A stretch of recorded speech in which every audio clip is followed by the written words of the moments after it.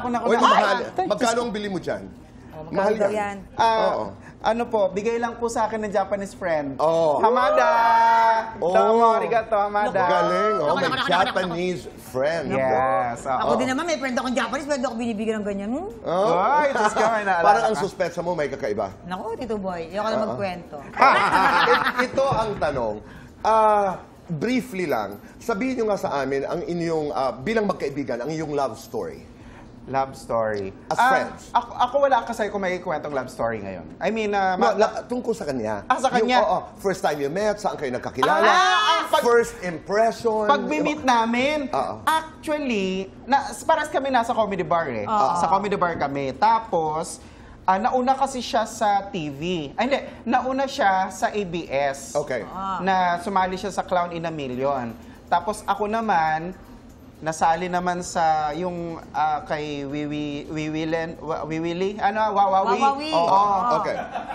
Tapos, kinuha kami ni Sir Deo para mag-show. Mas malangit na ang ating mahal na Sir Deo.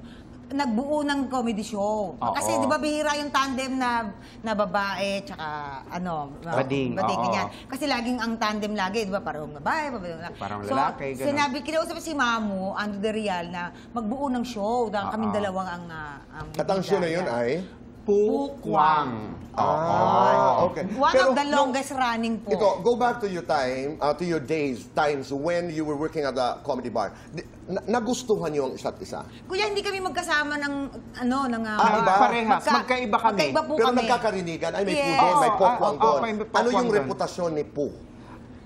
Ako, yung po daw ang pinakamaganda, pinakamakinis, pinaka-fresh. Yun din ang dumating sa akin. Yun ang sabi nila? Sa kanya. At galante daw, Tito Boy. Ito na, binigay ng motor. Okay. Ay, nako, yun din yung pagkakasabi sa akin. Hoy, ito ka na binigay ng motor! Hoy, hindi!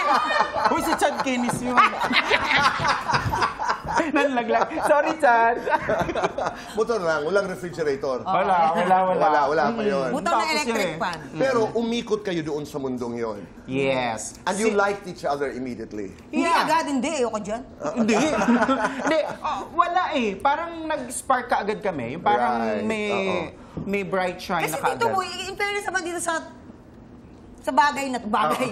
Wala pa sinasabi, natatawa na ako talaga sa kanila. Silang dalawa ni Chocolate. Napakagaling. Yung tatayo lang dyan, natatawa na ako sa kanila. Pero ang ganda-ganda mo ngayon. Wala ito, Tito Boy. Tayo ka nga, ang ganda-ganda mo ngayon talaga.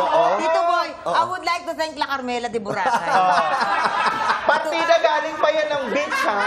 Tingnan mo. Umitim pa yan. Oo, tingnan mo naman. Nung galing ako ng beach, pagdating ko rito, pinakuha ko ng luggage. Akala siguro porter ako na nakasama. Tsaka, beach kasi yun, di beach. Beach? Oh, beach nga. Oo. Tamo, di mo alam, binago na.